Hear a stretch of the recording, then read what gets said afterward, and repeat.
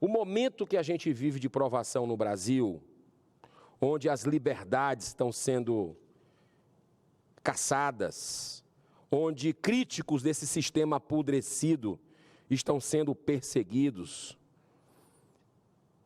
Eu, como parlamentar, eleito pelo voto direto dos cearenses, não posso me calar sobre o que nós temos visto. São sinais e sinais o tempo inteiro. É aquela velha história do sapo na panela quente, que vai aumentando a temperatura, aumentando, ele morre sem saber. Mas nós estamos despertos.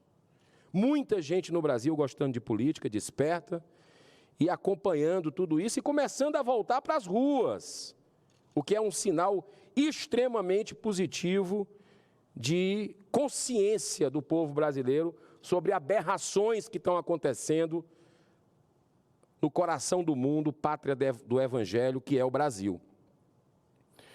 Olha, o Estado não pode estar a serviço dos donos do poder. Absolutamente. E o que a gente tem visto ultimamente de sinais acontecendo, a gente fica se perguntando, nós temos democracia mesmo no Brasil ou isso é falácia? Ou isso é conversa para boi dormir, que entra por um ouvido, sai pelo outro, e muitas vezes as pessoas começam a duvidar. Eu sou um parlamentar que converso com as pessoas nas praças, nas ruas, nos mercados, independente se é de direita, se é de esquerda, se é contra o governo, é a favor do governo, e eu vejo uma preocupação legítima dos brasileiros com esses ativismos judiciais que a gente está vendo, de um poder usurpando a competência dos outros poderes, especialmente o Supremo Tribunal Federal, das casas legislativas. Mas isso, como nós não estamos resolvendo aqui, estamos sendo tolerantes com isso, com parcimônia, com a Constituição sendo rasgada. Graças a Deus essa casa, doutor Irã, graças aos colegas, o presidente Rodrigo Pacheco também tomou consciência e começa a reagir, não contra ninguém, mas a favor do Senado, do Congresso brasileiro, como tem que ser.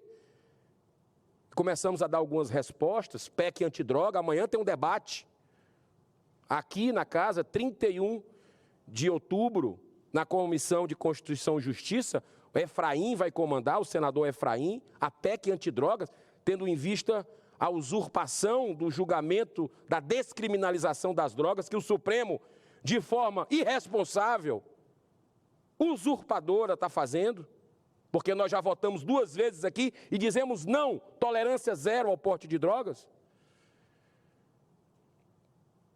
Mas certas situações, injustiças, como tem acontecido com os brasileiros no dia 8 e 9 de janeiro, quem errou tem que pagar.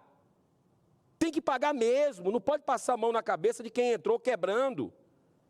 Mas tem que dar direito à ampla defesa, tem que respeitar a Constituição, tem que colocar os crimes que estão previstos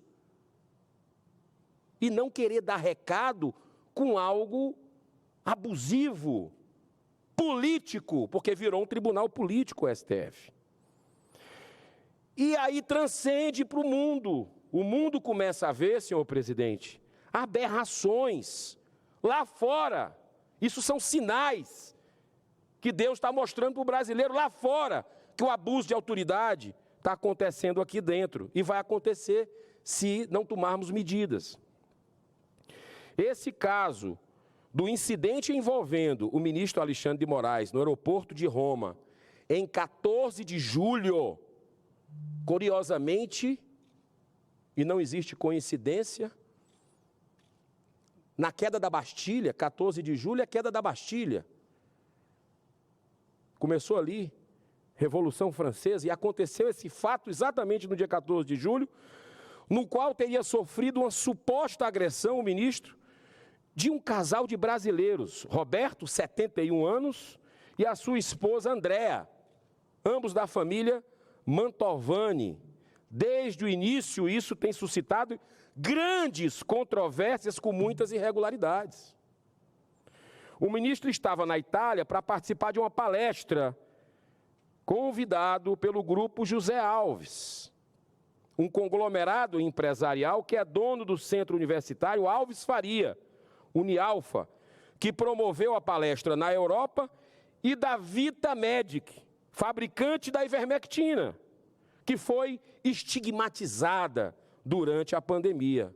Veja como as coisas são, o mundo dá volta. Na versão do ministro, ele teria sido vítima de agressão, com insultos também à sua esposa e filho. Tal versão é negada pelo advogado do casal Mantovani, que reivindica o acesso às imagens até agora negadas. Por que essa história de imagem negada está fedendo? Dentro do Brasil e lá fora. Todo mundo lembra agora na CPMI que as imagens foram negadas pelo ministro da Justiça, Dino. Quando o parlamento, uma CPMI mista entre senadores e deputados, aprovou um requerimento para que essas imagens fossem entregues para a CPI, para ver por que a Força de Segurança Nacional, por exemplo, estava parada com 300 homens. Quem entrou no Ministério da Justiça naquele dia? Que horas? Mas foram negadas essas imagens, mesmo com a aprovação do parlamento, ou seja, o governo do Brasil, o executivo, desrespeitando o parlamento, que é o povo brasileiro, desrespeitando o povo brasileiro. Agora, essas imagens também são negadas lá com relação a esse incidente em Roma. Coincidentemente, em Roma, o império que caiu. É justo que ambas as partes recebam o mesmo material para análise, pois existe uma versão de que o filho do ministro teria também cometido agressões e que outras pessoas na fila também se manifestaram com críticas ao ministro. Mesmo assim, com a rapidez jamais vista, a ministra Rosa Weber, na época presidente do STF, expediu mandados de busca e apreensão na residência da família Mantovani, com a clara intenção de intimidar. O Estado não pertence a ninguém, não é aparelhado para ninguém mandar nele. Tem leis a serem observadas. Mas parece que aqui no Brasil está tudo invertido. Está tudo invertido, isso é muito perigoso. Isso cheira ditadura. Então, estamos vivendo uma situação sui generis nessa história. Prevalece a versão de quem tem mais poder.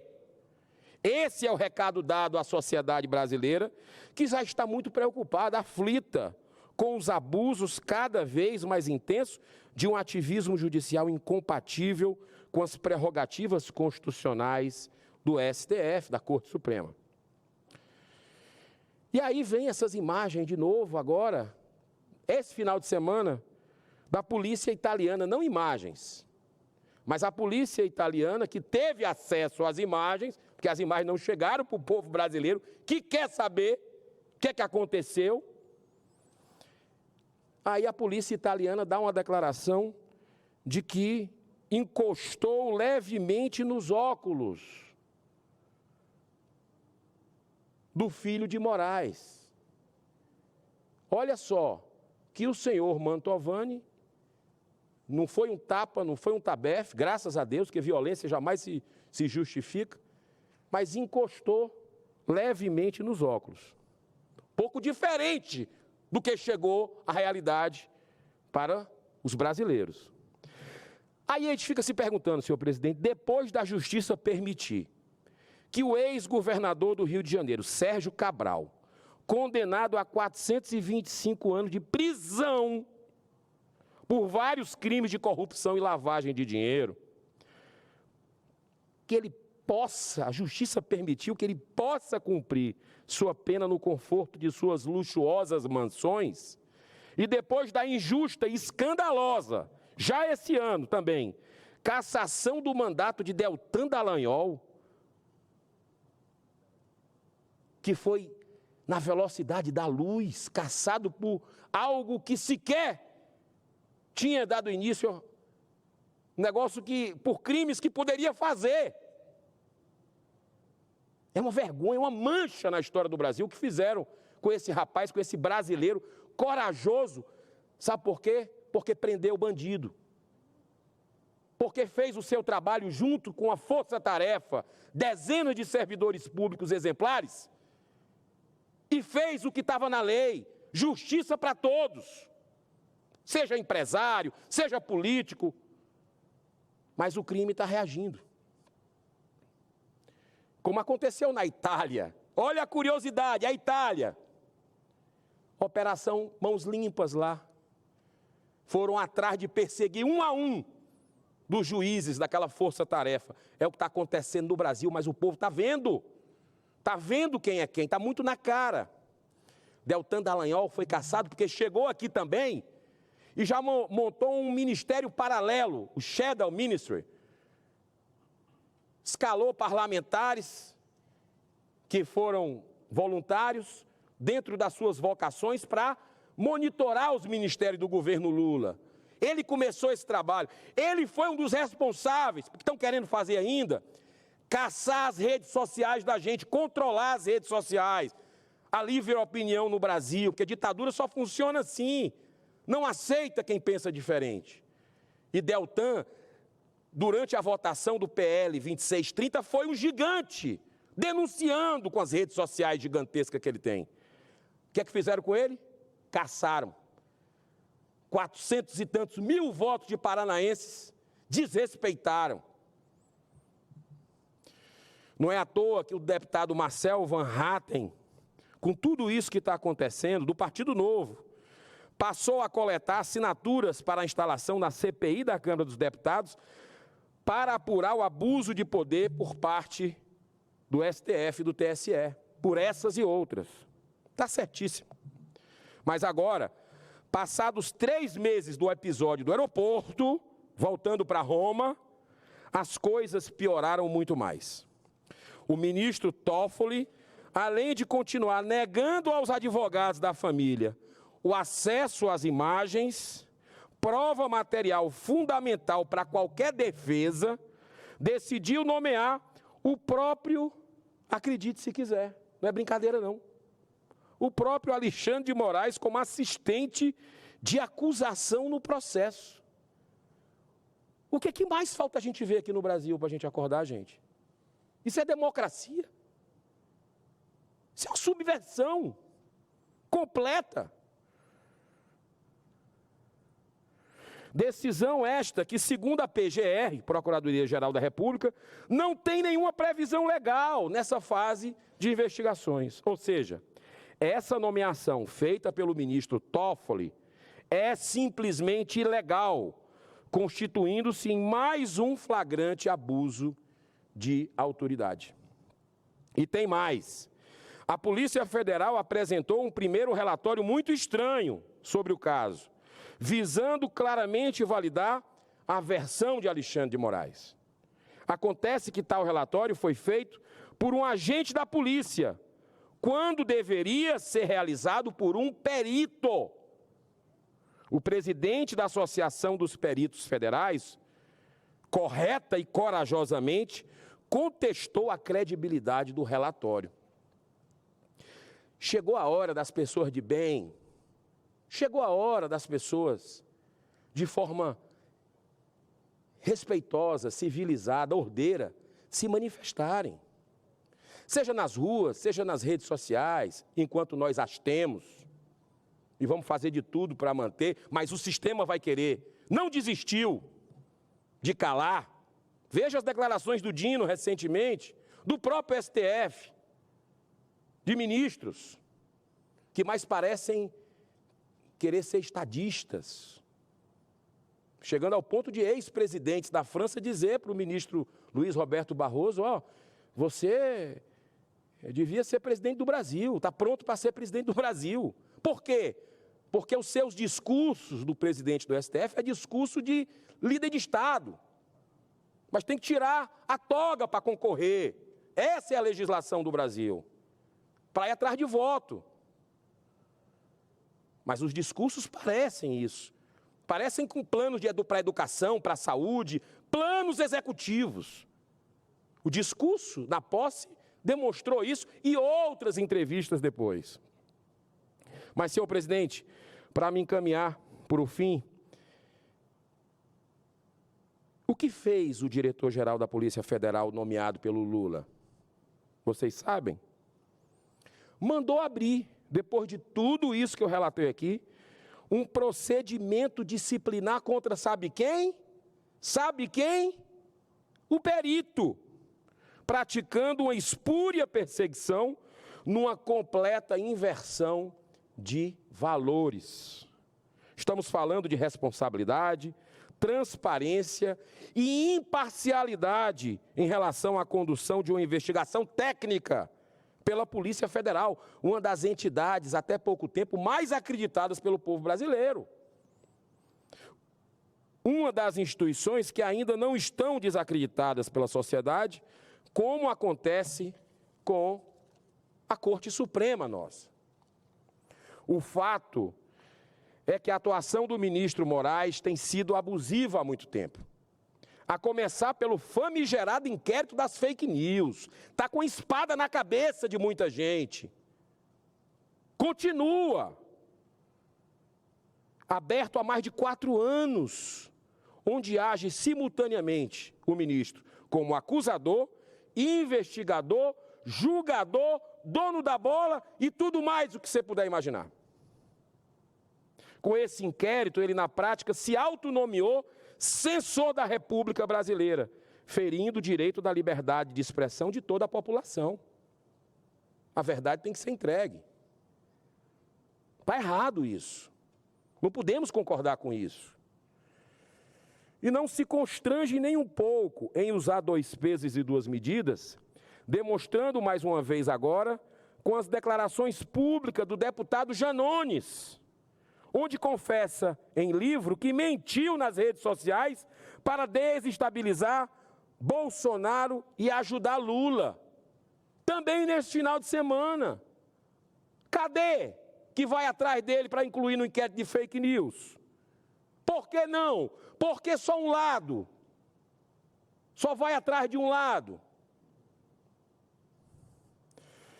Abusos maiores, senhor presidente, tem sido sistematicamente cometido no julgamento dos atos do dia 8 de janeiro. Vários presos políticos sem nenhum antecedente criminal, sem portar nenhuma arma de fogo, sem a comprovação de nenhuma atitude violenta, estão sendo condenados a 17 anos de prisão como se fossem perigosíssimos terroristas. Foi o caso, por exemplo, da faxineira Edneia Paz da Silva, condenada a 17 anos. E sabem o que essa perigosa terrorista, entre aspas, fez? Sabe o que ela estava portando quando foi detida? Deveria estar portando alguma bomba ou pelo menos alguma arma? Nada, não. Dona Edneia portava apenas um terço e uma Bíblia. É o Estado abusando do poder para esmagar aqueles que pensam diferente, numa ação típica de ditaduras sangrentas. Não é por acaso que Alexandre de Moraes é o campeão disparado em pedidos de impeachment aqui dentro, protocolados aqui na mesa do Senado Federal, um deles, inclusive, de minha autoria. A população vem manifestando crescente indignação com a deliberada omissão do Senado diante desses mais de 60 pedidos de impeachment do Supremo, engavetadas solenemente. É um corpo que está aqui nessa sala do Senado, que está aqui nesse plenário. É um defunto. Senhor presidente, a sua tolerância é muito grande. Eu peço 1 minuto para concluir mais. Está existindo aqui um outro inaceitável abuso por parte do diretor da PF, quando dá início ao procedimento disciplinar contra o perito, que nada mais fez do que cumprir com sua obrigação profissional e constatar uma irregularidade processual que claramente visa favorecer uma das partes. É por essas e outras que dei entrada em 2020 na PEC 15, que visa garantir a autonomia da Polícia Federal de forma a impedir interferências políticas. Eu dei entrada em 2020, no governo Bolsonaro ainda, lá no começo. Portanto, é fundamental que, mais uma vez, seja respeitado o devido processo legal, base do Estado democrático de direito, que não podem haver privilegiados perante a lei. Os mesmos direitos do ministro devem ser também garantidos ao casal Mantovani, por uma investigação imparcial que possa esclarecer toda a verdade. Concluindo, como não se trata apenas de justiça, mas de respeito aos princípios fundamentais que norteiam qualquer democracia, encerro destacando o preâmbulo de um dos artigos mais importantes de nossa Carta Magna. O artigo 5º, que é cláusula pétrea, com seus 75 incisos que tratam dos direitos essenciais. Todos são iguais perante a lei, sem distinção de qualquer natureza. Esses 52 segundos que eu tenho, presidente, graças à sua generosidade, eu lhe agradeço, porque é um assunto denso, que está incomodando o Brasil. Eu quero fechar com uma frase de Martin Luther King, um grande humanista, pacifista da humanidade, que a gente, em momentos de sombra, de trevas, como a gente vive aqui no Brasil, caçada a liberdade de expressão, perseguição dos críticos do sistema, ele disse o seguinte, Martin Luther King, assassinado com arma de fogo, ele disse o seguinte, uma injustiça em algum lugar é uma ameaça à justiça em todo lugar. Que o Brasil se levante de forma ordeira, pacífica e que haja justiça. Muito obrigado, senhor presidente.